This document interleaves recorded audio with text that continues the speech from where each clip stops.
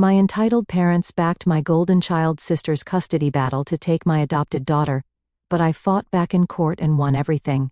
If you grew up in a family like mine, you would probably understand that there is always that one sibling who can do no wrong. In my case, that sibling was my younger sister Sarah. Honestly, it is like my parents had already made up their minds when she was born that she was going to be the golden child. Meanwhile, I was stuck being the responsible one. The one who had to pick up the pieces whenever she messed up. Sarah always got away with everything. I am talking about sneaking out at night, blowing off school, hanging with people who were definitely bad news. My parents? They had a million excuses for her. She is going through a phase, they would say. She just needs to figure herself out. Meanwhile, if I so much as raised my voice, I would get a lecture about respect and responsibility. It was exhausting. Things really started going downhill when Sarah was about 17. That is when she started getting really wild. She was going to these parties every weekend, sometimes with people way older than her. Honestly, I do not even think she knew half the people she was hanging out with. I would see her sneaking back into the house at 3 o'clock in the morning, barely able to stand, and my parents just turned a blind eye to it. She is young, they would say. Let her enjoy her life. Well, that carefree life caught up to her. Not even a month after she turned 18, she got pregnant. And of course, it was by some random guy she met at one of those parties. She did not even know his last name. It was one of those moments where I thought, okay, maybe now our parents will step in and make her face some responsibility. But nope, that is not how things went down. Sarah was freaking out when she found out she was pregnant. I mean, she was not ready for a kid. She could barely take care of herself, let alone a baby. The first thing she said was that she wanted to get rid of it. She was adamant she did not want to be a mom, and honestly, I cannot blame her for that. But my parents, well, they were not having it. They are super religious, and acted like having an abortion was the worst thing she could ever do. They pretty much forced her to keep the baby, despite how much she protested. I remember overhearing Sarah once saying she would just leave the baby on some random doorstep when it was born, if that is what it took to get rid of it. It was not just teenage rebellion or anger. She really did not want this kid, and was willing to do whatever it took to avoid being tied down by a baby. Fast forward a few months, and Sarah gives birth to this tiny little baby girl, Emily. Now, most people think that when a mother sees her baby for the first time, something clicks, and they instantly fall in love. Well, that did not happen with Sarah. She barely looked at Emily. In fact, she left the hospital the day after giving birth and did not even take Emily home with her. My parents brought the baby home while Sarah went off to, I do not know, find herself or something. That is when everything changed for me. I could not just sit by and watch this little baby, my niece, be treated like an unwanted burden. I was not exactly jumping at the idea of becoming a parent, but someone had to step up. And it sure as hell was not going to be Sarah. So, I made the decision to adopt Emily. I did not even think twice about it. I was not going to let her grow up in a house where no one cared about her. Sarah did not even put up a fight. She was more than happy to sign over her parental rights and walk away from it all. To her, it was like a huge weight had been lifted. Meanwhile, I was thrown into this whole new world of motherhood that I was not even remotely prepared for. When I told my boyfriend at the time, Ryan, about my decision, he was not exactly thrilled. In fact, he was downright pissed. We had been together for 3 years, and he made it clear from the beginning that he did not want kids. So, when I told him I was adopting Emily, he gave me this ultimatum: him or the baby. Yeah, he really said that. Honestly, I did not even have to think about it. I chose Emily. Ryan packed his stuff and walked out the door, and just like that, I was a single mom to a newborn baby. I would be lying if I said it was easy. It was not at all. I was 21, trying to finish my last year of college, working part-time just to pay the bills, and now I had a baby who needed me 24/7. There were days I thought I was going to lose it. Emily would cry all night, and I would have to be up at 7 o'clock in the morning for class. I was so exhausted that there were times I did not even know what day it was. Then there was the money issue. Babysitters are expensive. I could not afford daycare, so I relied on friends or classmates to watch Emily when I had to go to school or work. Even then, it felt like I was barely scraping by. My parents were still busy trying to fix Sarah's mess, so they were not much help. They would babysit every now and then, but they were more concerned with Sarah's emotional well-being than actually supporting me. But you know what? Despite all the sleepless nights, the stress, and the feeling that my life had been flipped upside down, I did not regret it, not for a second. Emily became my whole world. The first time she smiled at me, all the exhaustion and frustration melted away. It is hard to explain, but in those moments, it did not matter how tired or broke I was. Emily needed me, and I was going to be there for her. As for Sarah, she did not show any interest in Emily's life for years. She moved on, did her own thing, and barely even asked about her daughter. Honestly, that was fine by me. The less drama, the better. At that point, I thought things were finally settling down. I was figuring out how to balance school, work, and being a mom, and Emily was thriving. But of course, life has a way of throwing things at you when you least expect it, and it was not long before Sarah decided she wanted to waltz back into Emily's life, stirring up all kinds of trouble. I will get to that later. For now, all you need to know is that becoming Emily's mom changed everything for me. I had no idea what I was doing, but I knew I was not going to let my niece grow up feeling unwanted, even if it meant sacrificing everything I thought my life would be like. Alright, so after Ryan walked out and I adopted Emily, life got real fast.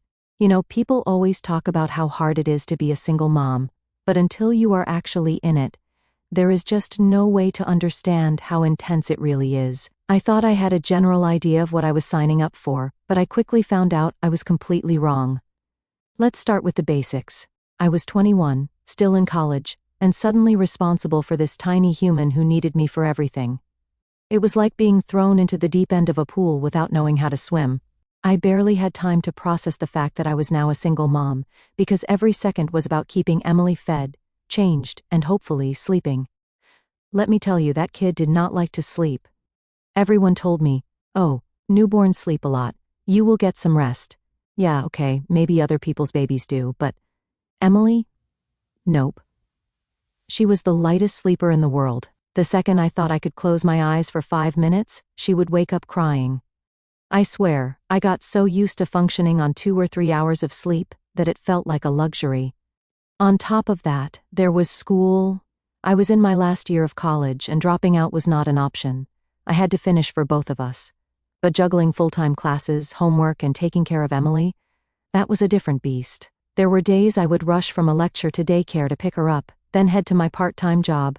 By the time I got home, I was so exhausted I did not even have the energy to cook. It felt like my whole life was just this constant cycle of feeding Emily, running to class, picking her up, working, and then doing it all over again. Honestly, it was like I was in survival mode, no time to think, just doing what I had to do to keep everything moving. The worst part was not even the lack of sleep or time. It was the isolation. My friends were off doing what normal 21-year-olds do, going out, planning for their careers, and talking about vacations or concerts. Meanwhile, I was up at 3 o'clock in the morning with a crying baby and a pile of laundry I had not touched in days. I tried to keep up with my friends at first, but the invites started to slow down. I do not blame them. It is hard to relate to someone whose life revolves around diapers and teething when yours is about internships and bar crawls. I think the moment that hit the hardest was one night when I got a group text from my college friends, all talking about this big trip they were planning for after graduation. A week in Cancun, drinks, fun, everything I used to look forward to. Here I was, sitting in the bathroom with Emily in my arms, trying to get her to calm down after she woke up screaming. The reality of it all just kind of punched me in the face at that moment. That was not my life anymore, but as tough as it was, I was also starting to get the hang of it. There were small victories, like the first time I managed to get Emily to sleep through the night. Well, okay, maybe not the whole night, but 5 straight hours felt like a miracle. Or the first time I got an A on an assignment I had crammed for while Emily napped in the stroller next to me. It was not all bad. The connection I had with Emily was something I never expected. Like the first time she smiled at me, genuinely smiled, it was like the world stopped for a second. All the sleepless nights, the stress, the doubts, they did not disappear, but they felt a little less heavy in those moments. It was all worth it. There was one day that stands out. I had a huge exam, and I was stressed to the max. Emily was teething, so she was extra fussy. I had been up all night with her, trying everything I could to soothe her, and by morning I felt like a zombie. I ended up taking her to daycare half an hour late, and by the time I got to my class, I was a wreck. I sat there staring at the exam paper, and all I could think about was how I was failing at everything. School, motherhood, life in general. I did not even care about the exam at that point.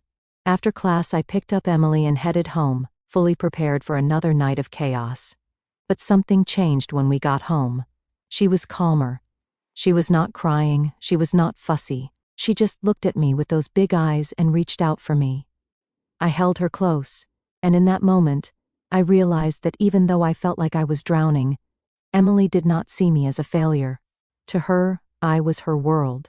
I was doing something right, even if it did not always feel that way.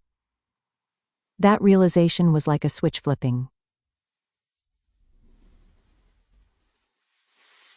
Started letting go of the idea that I had to be perfect. I was never going to have it all figured out, and that was okay.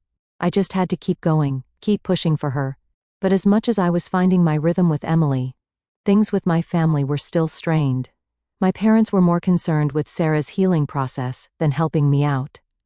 Every time I asked them for help, like, could you watch Emily for an hour so I can study, they would come back with some excuse about how Sarah needed their attention, or how they were too busy. The golden child syndrome was still alive and well. Sarah, who was living her carefree life without a single responsibility, somehow still managed to be the center of their world. It was like they had forgotten about the fact that I was the one who stepped up for Emily when Sarah could not be bothered. It was infuriating, but at this point I had come to expect it. Rachel, my best friend, was the only one who really had my back during all of this. She would drop by with groceries when she knew I did not have time to shop, or come over just to keep me company while I studied and Emily slept. I honestly do not know how I would have made it through without her. All right, so things were finally starting to feel like they were under control. I mean, do not get me wrong, it was not easy by any means. But I had my routine with Emily, school was getting wrapped up, and I was finally getting the hang of this whole single mom life. But just when I thought I had it all under control, that is when Sarah decided she wanted back in. I had not heard from her in years, not a single call, text, nothing. Then, out of nowhere, she shows up at my parents' house for dinner one night, acting like the last 5 years did not even happen. It was like she was coming back from a long vacation, ready to slide right into the role she abandoned. My mom was so excited to have her back, but I had a feeling in my gut that this was not just a casual visit. Something was coming. So, a few days later, Sarah calls me up. I am not even going to lie, I did not want to answer, but I did. The conversation was so weird. She was all like, I have been thinking a lot about Emily lately. I really want to get to know her. I did not even know how to respond at first because the nerve of her to act like she had not disappeared for 5 years was blowing my mind. I asked her, why now? What has changed? She did not have a good answer, of course. Just the typical I have changed, I have grown up nonsense. While part of me wanted to believe her, I was not stupid. I did not trust her. But at the same time, I did not want to be the bad guy. I did not want to be the person who kept Emily away from her biological mother, no matter how much I knew she did not deserve to be called that. So, I agreed to let Sarah come over, not for Emily's sake but because I wanted to see how serious she was about changing. If she really wanted to be a part of Emily's life, she would have to earn it. Honestly, I was not holding my breath. When she came over for the first time, it was awkward. I mean, how do you reintroduce a woman to her biological daughter when the daughter does not even know she exists? I had told Emily before that Sarah was her birth mother, but I had kept things simple because, let's face it, she was too young to understand all the complexities of that situation.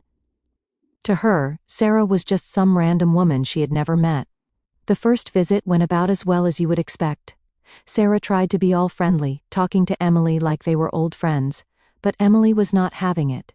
She was shy and stuck by my side the whole time. I mean, can you blame her? Sarah was practically a stranger, and kids are smart. They can sense when something is off. But here is where things started to get weird. After the first visit, Sarah kept coming back. At first, I did not mind. I thought maybe it would be good for Emily to at least know her biological mom, even if Sarah had bailed on us before. But Sarah was not just coming by for short visits. She was hanging around longer and longer each time. It was like she was trying to ease herself back into a role she had no right to. She started bringing Emily gifts, new toys, clothes, even expensive stuff like tablets and gadgets.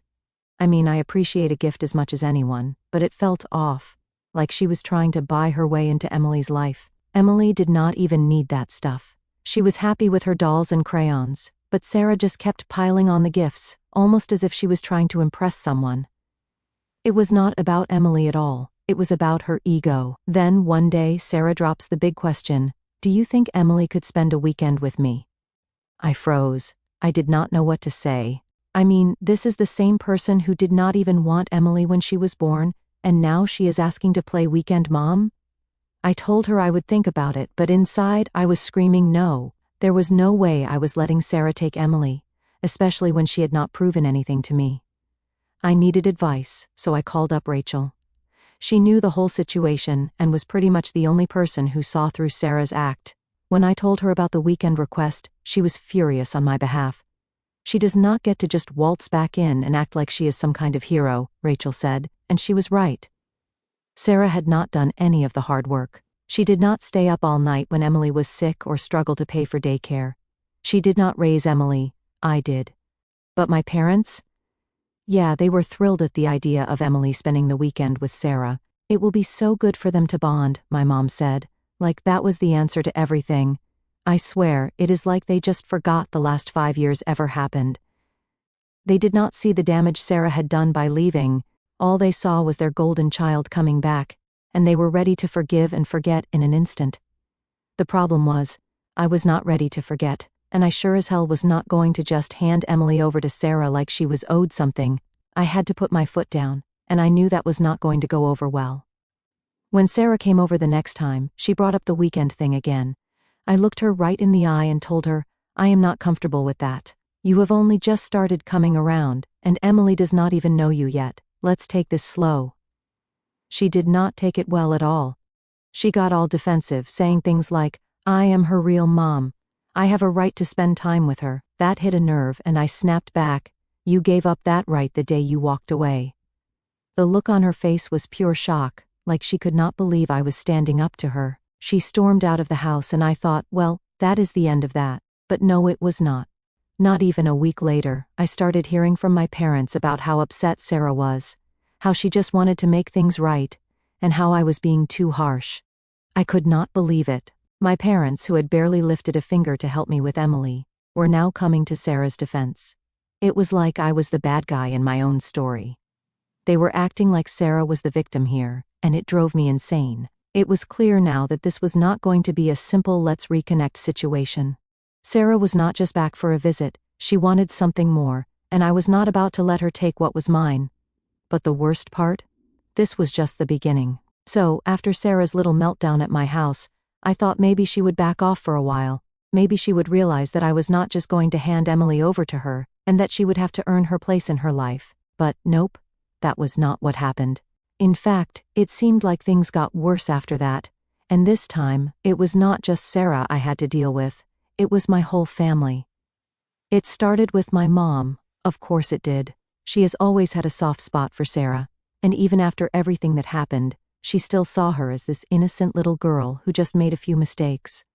A few mistakes? Sarah basically abandoned her child for 5 years, but somehow that never seemed to register with my mom. She called me a few days after the blow-up with Sarah and went on and on about how Sarah is really hurting right now. I had to stop myself from laughing. I mean, Sarah was hurting? What about me?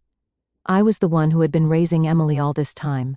I was the one who sacrificed everything to make sure Emily had a good life. But of course, none of that seemed to matter.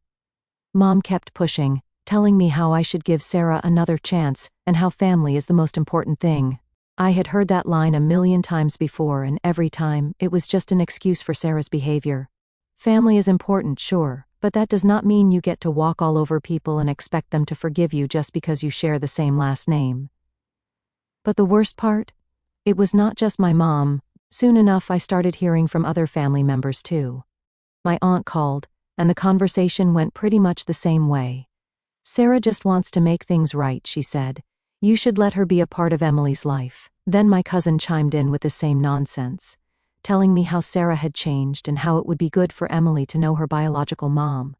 It felt like a full-blown intervention. Suddenly, people I had not spoken to in years were coming out of the woodwork to give me their opinions on my life. Of course, none of them actually knew the full story. They did not know what it was like to be up all night with a newborn, or to miss out on everything in your 20s, because you had to prioritize someone else's life over your own. They did not know how hard it was to juggle school, work, and raising a baby all on your own. But sure, they had plenty to say about what I should do. At first, I tried to be patient. I tried to explain to them that this was not just about giving Sarah another chance. This was about protecting Emily. I was not going to let Sarah swoop in now that Emily was older and act like she was the hero. She was not the one who had done the hard work. I was. But none of that seemed to get through to anyone. The more they pushed, the more frustrated I got. It was not even about Sarah anymore. It was about the fact that my family could not see the truth. They were so blinded by this idea of family unity and forgiveness that they did not care about what was right for Emily. All they cared about was making Sarah feel better. Then came the ultimatum from my parents. I was sitting at home, trying to enjoy a quiet night with Emily, when my dad called. Now, my dad usually stayed out of the drama between me and my mom, so I was not expecting what happened next. "We need to talk," he said. His tone was serious, and right away, I knew this was not going to be a friendly chat. He started off by telling me how my mom was really upset about the whole situation with Sarah. No surprise there. But then he hit me with this: "We have been thinking, and maybe it is time for you to consider letting Sarah have joint custody of Emily." I just sat there, stunned. Joint custody? I could not believe what I was hearing. My own father was suggesting that I share custody of my daughter with the woman who abandoned her for 5 years. "Dad, you cannot be serious," I said. "Sarah has not been there for Emily. I have raised her. She is my daughter." I know," he replied, like he was trying to calm me down. "But she is still Emily's mother biologically, and she is trying to make things right now." It was like I was talking to a brick wall. No matter how much I explained that Sarah had given up her rights as a mother, they just did not get it. In their minds, Sarah was still Emily's mom, and I was the one standing in the way of a reunion. The whole conversation left me feeling drained. It was like no matter what I did, I could not win. My parents were always going to side with Sarah, and it did not matter how much I had done for Emily or how hard I had worked. To them, Sarah would always come first. After that call, I started to pull back from my family. I just could not handle the constant pressure anymore. Every time I talked to them, it felt like they were trying to guilt-trip me into giving Sarah what she wanted, and I was not about to let them make me feel like I was the bad guy for protecting my daughter. Rachel, thank God, was my rock during all of this. She kept reminding me that I was not crazy, that I was doing the right thing by standing my ground. "You are Emily's mom, not Sarah," she would say. "Do not let anyone tell you otherwise." But as much as I tried to stay strong, the stress was getting to me. I started having nightmares about losing Emily, about Sarah coming in and taking her away.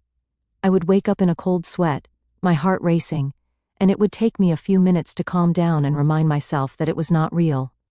But the fear was still there, lurking in the back of my mind. The more my family pushed, the more I started to wonder if they were right. Was I being too harsh? Should I let Sarah have more of a role in Emily's life?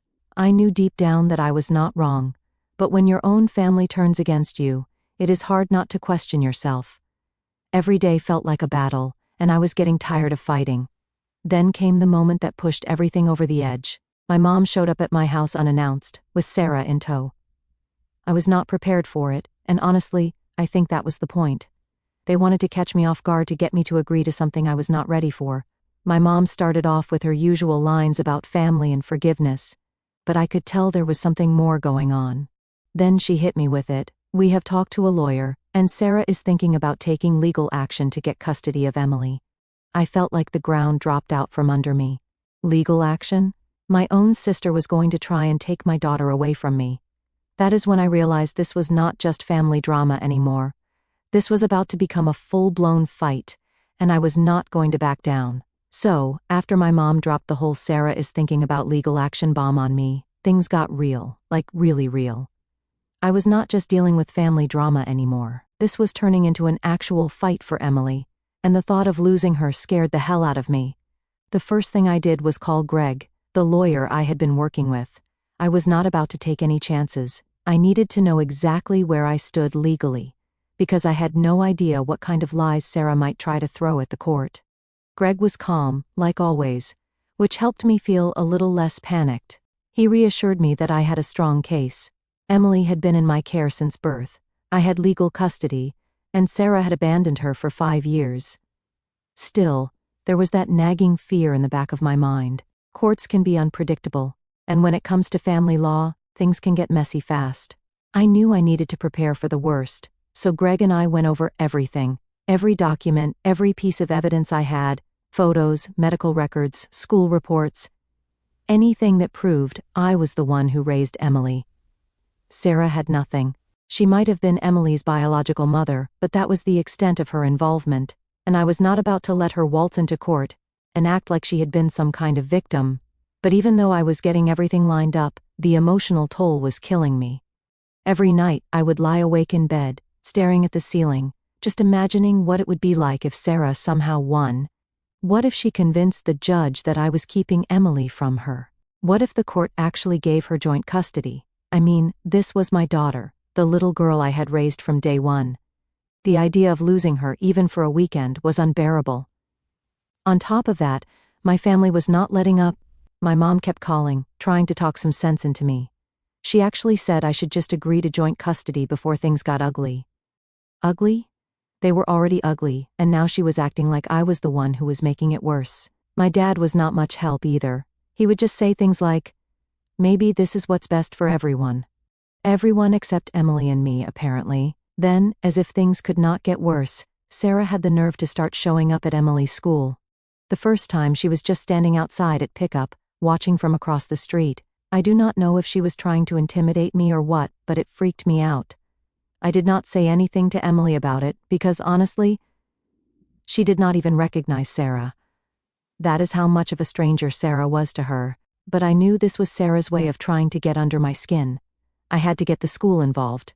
I told them not to let Sarah anywhere near Emily unless I was there, and thankfully, they were really understanding, but it felt like I was being watched all the time, like Sarah was just waiting for me to slip up. The court date finally came, and I was a nervous wreck. I walked into that courtroom, and there she was, Sarah, with my parents sitting right behind her. I cannot even explain how betrayed I felt seeing them there. They were supposed to be my parents. They were supposed to support me. But no, they were sitting there backing Sarah up, like she had not completely bailed on her daughter's life. The hearing itself was tense. Greg laid everything out. How I had adopted Emily, how Sarah had abandoned her, how I had been the one to provide for her in every way. He was calm, collected, and professional, while Sarah's lawyer tried to spin some story about how Sarah had turned her life around, and how she just wanted to reconnect with her child. It was the same sob story she had been feeding my family for months, but this time, it did not fly. Then Sarah got up to testify, and man, was that something. She talked about how she was young and scared when she had Emily, and how she regretted not being there for her. She even started crying on the stand, trying to play the sympathy card. But I was not buying it, and neither was the judge. There was no way Sarah could explain away 5 years of complete absence, no matter how many tears she shed.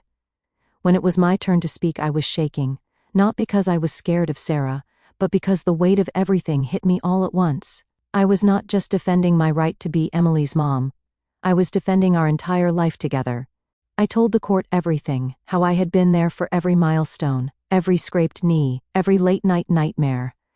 How I had done it all without any help from Sarah or my parents. And most importantly, how much Emily meant to me. By the end of it, I could barely hold it together, but I knew I had to stay strong for Emily's sake. The judge took a while to deliberate, which felt like an eternity. I kept glancing over at Sarah, who looked nervous for the first time. My parents would not even make eye contact with me. I think deep down, they knew Sarah did not stand a chance. Finally, the judge made the ruling. Sarah's petition for joint custody was denied. Emily was staying with me where she belonged.